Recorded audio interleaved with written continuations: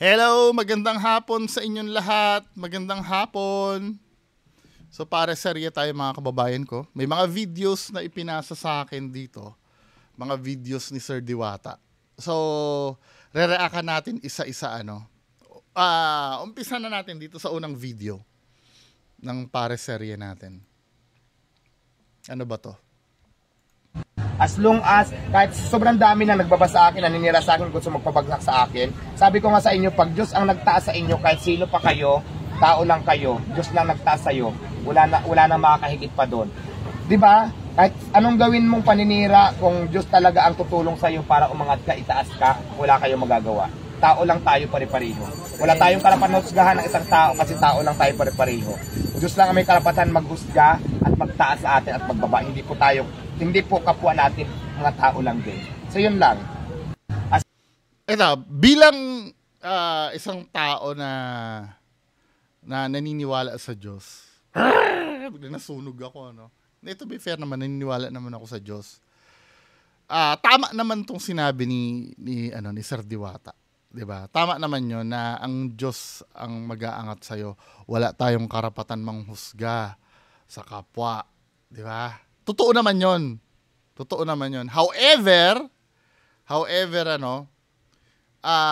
yung responsibilities ng action natin nasa sa atin pa rin 'yon. Itinaas ka ng Diyos, ano? Maybe may nakita ng Diyos sa'yo na nagsusumikap ka, deserve mo naman na umangat dyan sa kabuhayan mo. Nakikita, siguro sabi ni God, nakikita ko naman to si Diwata, nagsusumikap naman. Sige, rewardan natin yan ng pagpapala. Boom! Nag-boom yung ni Diwata. Pero all throughout, yun kasi yung ang role kasi ng Diyos sa buhay natin ay bigyan tayo ng lesson at bigyan tayo ng blessing. Nabigyan ka ng blessing, 'di ba? Pero yung gagawin mo diyan sa blessing na binigay sa iyo ay hindi na kontrolado ng Diyos yun. Free will mo na yun 'Di ba? Bahala ka na diyan sa kung anong gagawin mo. Basta nakita ko naman na nagsumikap ka. Ito lang naman ay pananaw ko lang naman, mga kababayan ko, O yan, ngayon, nasa sa iyo na yan kung anong dapat mong gawin dyan sa binigay sa iyong kasikatan at kayamanan. 'Di ba?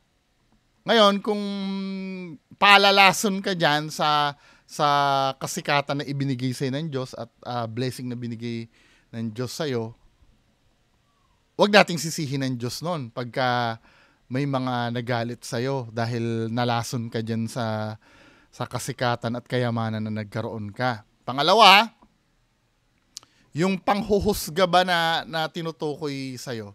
Ito, nung sumisikat si Diwata,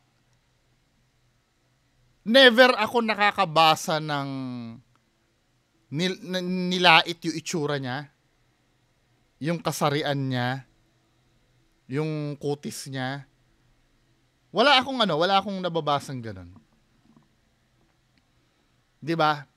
Ang nababasa ko lang kadalasan yung criticism sa lasa ng pares niya at saka yung lugar nga kung madumi. Yun kasi minsan ang nagiging problem kasi yung pagpapa-victim kasi ni Diwata minsan, yung mga valid criticism na natatanggap niya kasi pinalalabas niyang paninira 'Di ba? Dapat marunong tayo mag-differentiate ng paninira sa valid criticism. Ano ba yung mga example ng paninira Halimbawa, pinagkalat na may ipis sa paresan ni Diwata. Wala namang maipakita na may ipis talaga. Nagkalat lang. Wala namang evidence. 'Di ba? Paninira 'yon. Pero halimbawa, may nagreklamo na may ipis at pumupunta naman kay Diwata na na may ipis itong pares nyo. Tapos kayo pa yung magwawala diyan na na instead na asikasuhin yung complaint ng customer, nagmalaki pa kayo, 'di ba? Na hindi, sinisiraan lang ako. Parang napaka-perfecto naman ng ano. Sa Jollibee nga nangyayari yan, men eh. Kayo pang ganyan na hindi naman ganun kahigpit yung sanitation, 'di ba? Shit do happens naman kasi eh. Alam niyo yung nagreklamo na may ipis sa inyo, kung yun ay in-entertain nyo ng maayos yung complaint niya, baka hindi pa nag-escalate yun eh. Kaya minsan na-OOA yan ako minsan na parang bawal nang magkamali dun sa pagsaserve ni Diwata, no? Yes, naiintindihan ko naman yung grievances na bakit ako lagi ang nakikita bago. Side effect kasi iyan ng ano eh, ng pagiging sikat eh. 'Di ba? Ngayon, halimbawa, may nakitang ipis at yung customer naman ay valid naman yung reklamo at pinapakita naman sa inyo na may ipis. To be honest kasi I don't think na magbabao ng ipis yan para ilagay lang doon sa pares eh. 'Di ba?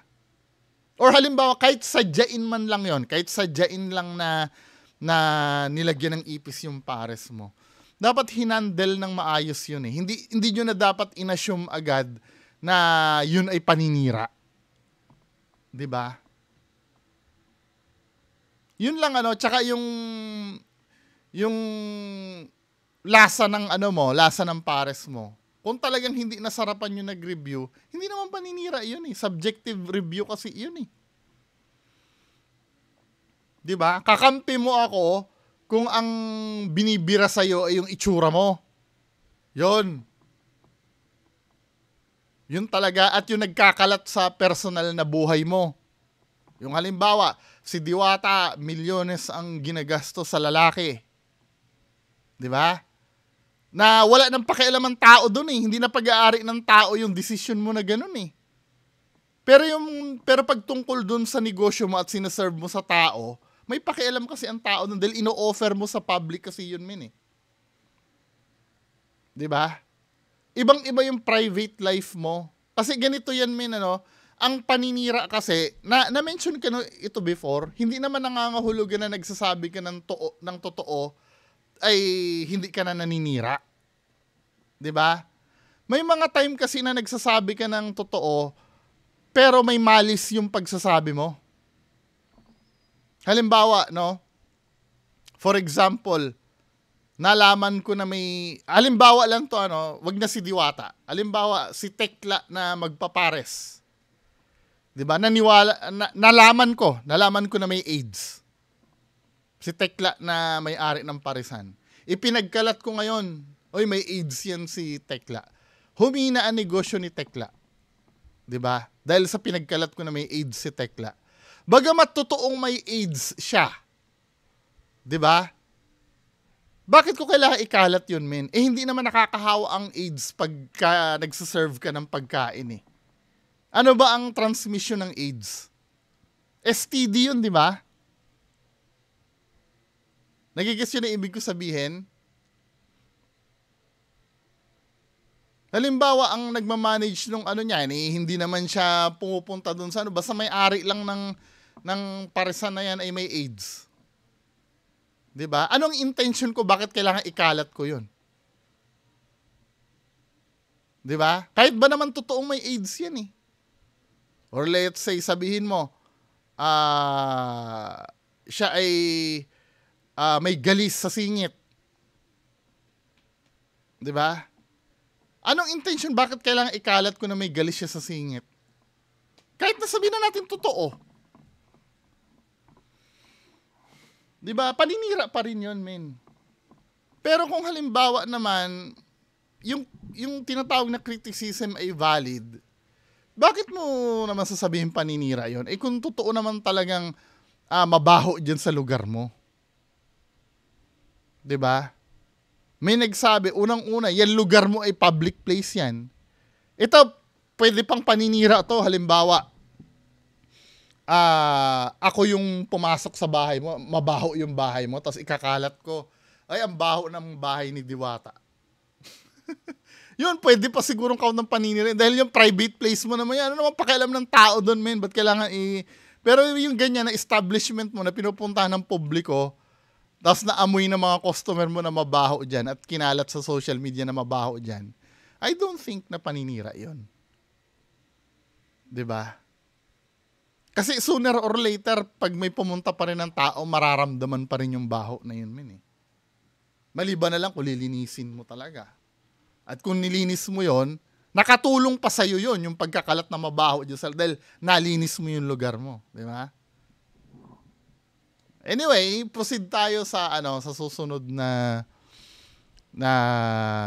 video ni Sir Diwata. So ito yung sasabihin.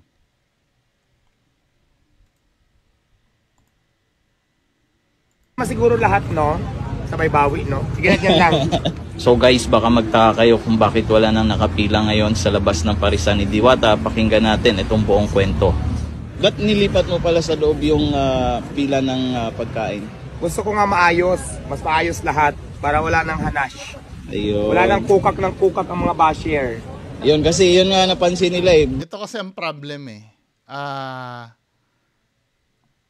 Yung approach mo dun sa nag-criticize, masyadong masyadong palaban ka rin kasi minsan kasi may mga time na ginagawa mo naman yung sinasabi ng basher. Ibig sabihin, tanggap mo din naman pala yung criticism, pero ba't kailangan bawiin mo na magyayabang ka pa na na para wala na masabi, wala nang kukak ng kukak. Di ba, men? Hindi nila sinabi. Kaya nagpapasalamat ako doon sa nag-criticize sa akin. Ngayon, inaayos na po namin. Tapos, bawas-bawasan yung pagsasalita ng Kasi kung halimbawa ganyan, sa bagay, trip niya naman yan, hindi ko naman siya pwedeng pagbawalan sa gusto niya sabihin. 'Di ba? Sa bagay, kung trip mo yan, pagdusahan mo rin yung side effect niya sinasabi mo. Kasi lalong, magiging determinado yung basher sa'yo, madam na kung ano pa yung sisilipin sa'yo. Dahil kasi ganyan, 'di ba, men?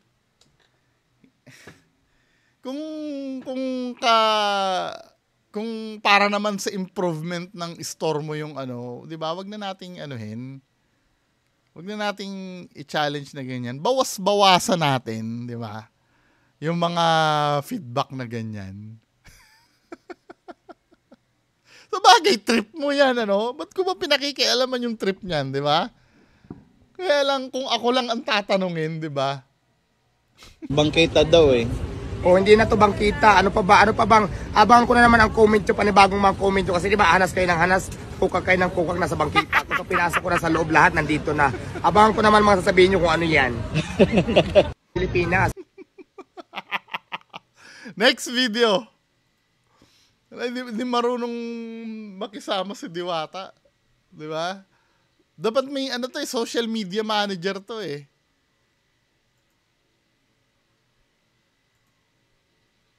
Dahil lang iba-iba na yung video na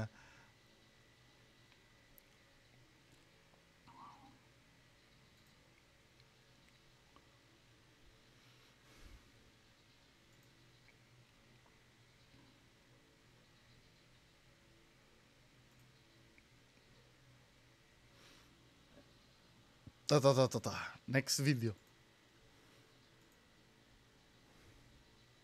Ito yung sa City Hall. Dito kami nagluluto.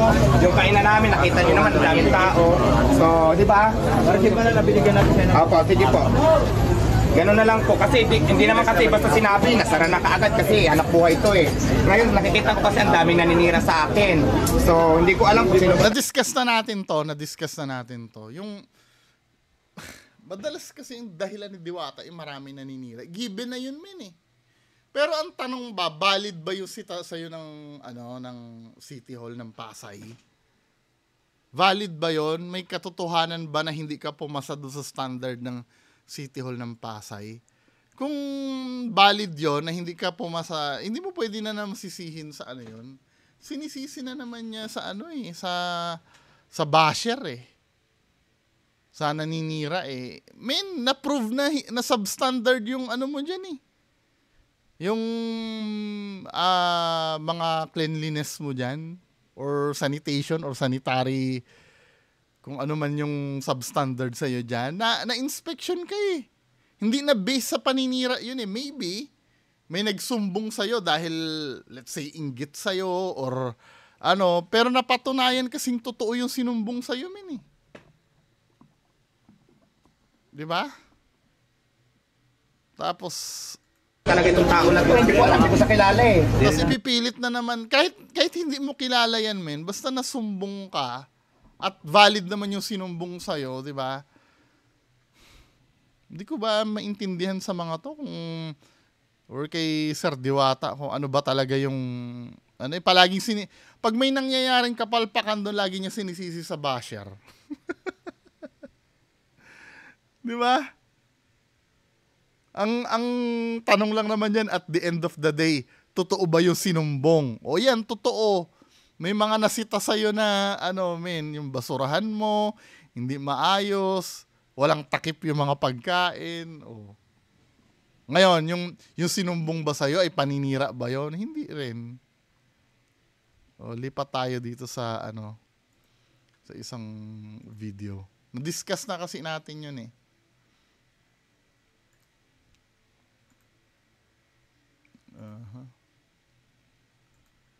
Paulit-ulit yung video lumalabas ah.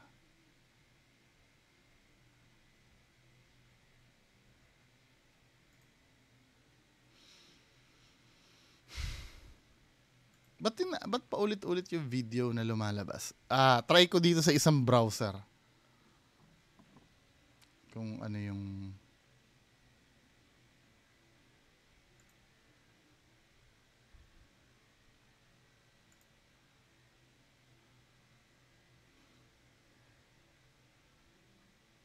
ito ba yung ano?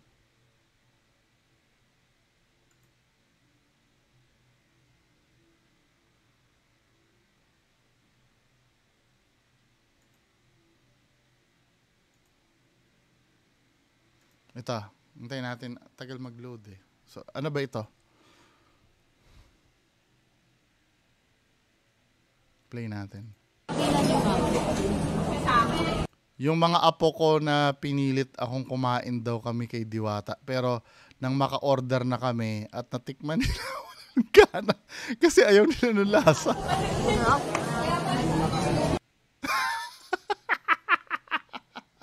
Masarap ba? Bata yung nagsabi ha. Sa Quezon City yata to, no?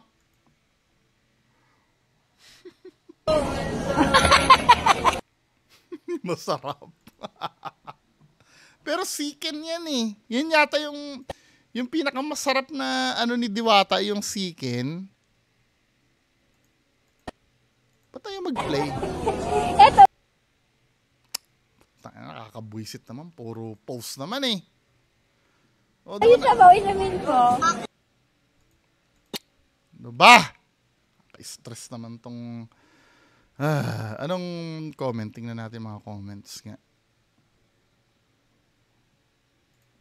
Hindi pala masarap eh. I-refresh ko nga muna. Hindi ka. Hindi, sa inyo lahat yan. Sa inyo lahat. Ibang video na muna mamaya. Mamaya na yung ano. Dito muna tayo sa video na to. Ano ba to? Kung saan-saan po nilalagay yung pinagkainan sa Diwata. Nawa po ma-monitor po. Hindi itong feeling ko ito ano. Feeling ko yan, hindi naman kasalanan ni Diwata yan. Kasalanan na ng customer to eh. Yung ganyan. Ano, kasi nga siguro marami ng tao dun sa ano, marami ng tao dun sa Hindi ba? Saan naman. ayun no, marami kasing tao eh. Okay lang yan. Hindi naman kasalanan ni Diwata yun eh. Kasalanan na ng customer yun. Yan, isisisi nyo ba kay Diwata yan, men? Hindi kasalanan ni Diwata yan. Kasalanan ng customer yan. O balik na tayo do sa bata. Ayaw mag-play eh. Tapos, ito na lang. Itong isang video na to. Bad trip do sa isa, ayaw mag-play. O ito, ano ba tong, ano na to?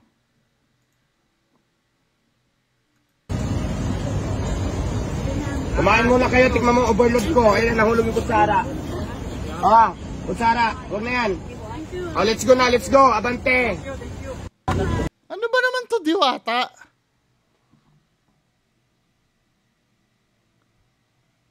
Ano ba yan?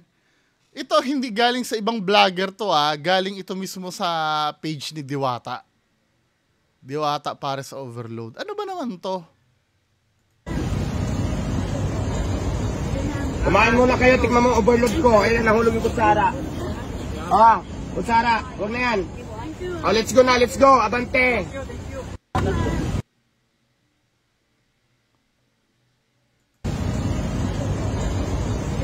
Kumain muna kayo, tikman mo overload ko. Ayan, nahulog yung kutsara. Kutsara, huwag na yan. Let's go na, let's go. Abante. Nalatang hindi bukal sa loob niya yung ginagawa niya, ano. Pero feeling ko may dito, may nag-advise dito na gawin niya yan. Kasi ano yan pinost yan sa official account niya Pero dapat bago i-post, dapat mo. Ano sasabihin ng tao dito? Hindi maganda, no?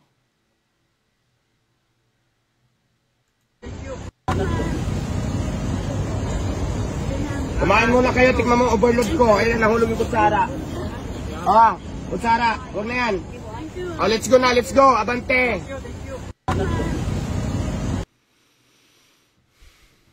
Ano ba ng klase itong Diwata? Diba, yung isa nag-load na ba? Ayaw pa rin mag-load.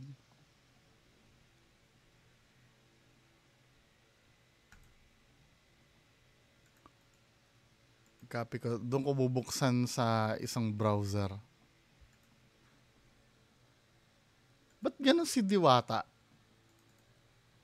Ano ba, napipilitan lang ba talaga siya doon sa ginagawa niya? Or ano ba yung layunin niya doon sa pamimigay niya? Halatang inutusan lang siya no? Halatang inutusan lang siya na, oy mamigay tayo ng pares mo, parang promotion. Pero ganun ang ginagawa mo, min, ano ba? Parang tinatamad na, sige, ano na. Tara na. Ang bira, hindi man lang yung kahit magpaka-showbiz ka man lang na, nanay, gusto ko matikman nyo, yung pares ko. Parang hindi niya trip gawin, ano? Diba, hala kapag tinatamad ka sa ganyan, babawiin sa'yo yan, nang nag-bless sa'yo, di ba? Come on.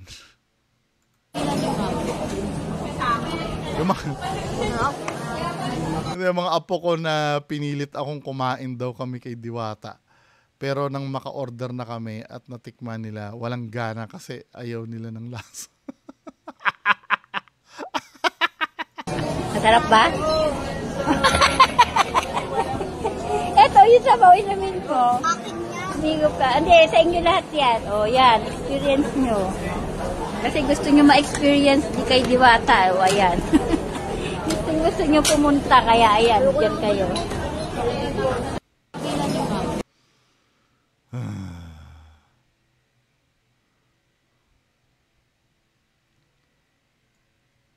May mga butthurt na naman na may mga butthurt na naman na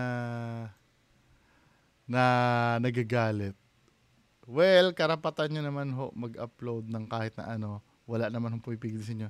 Hindi naman siya against sa Constitution. Just be responsible content creator na lang. Alam naman natin na kung ano ang pinanggalingan. Ito na naman ano ba? Ano ba? Ba't di ba tumigil yan? Totoo namang hindi nasarapan Bakit kailangan bigyan nyo ng drama na naman? Tingnan mo. Well, karapatan nyo naman mag-upload ng kahit wala naman pumipigil sa inyo. Hindi naman siya against sa Constitution. Just be a responsible content creator na lang. O anong pagiging irresponsable sa kunan mo ang apo mo na nilibre mo? Yun ngang paglibre mo sa mga apo mo, yun pagiging responsableng lola yun Masyado naman madrama itong Masyado naman madrama tong mga fans ni Diwata. Hindi mo alam kung bobo o talagang ano. Alam naman natin na kung anong pinanggalingan ni Diwata. Dugot pawis ang ibinuhos niya para umangat. Putang ina mo! Lasa ang pinag-uusapan. Hindi yung katauhan ni Diwata. Di ba? Diyos ko, napaka, alam mo palang aayaw, sinama mo pa. Ang pagpunta dyan, yung mga taong kakain talaga kasi gutom at kumakalamasik mo. Hindi ko maintindihan sa, Tapos ito pa, ikaw yung mag-ubos yan, ang laki ng pares na sa tingin mo, mauubusin ng bata yan. Mag-isip-isip ka ate, galing. Hindi naman yung hindi mauubos eh. Ang pinag-uusapan dito, hindi nagustuhan.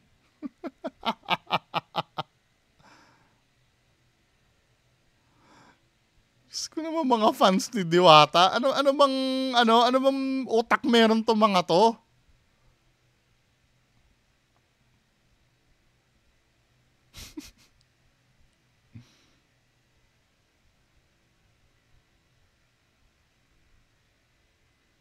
Oo nga, masyadong defensive yung mga mga iyakin. Pwede rin kasi na ikaw mismo ang pumilit sa bata para may talaga sinisisi talaga, Putang ina mga tao to.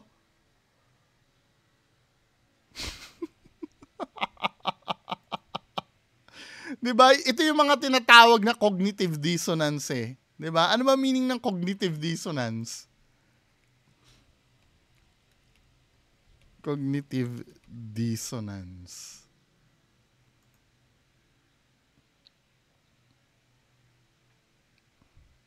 Diba?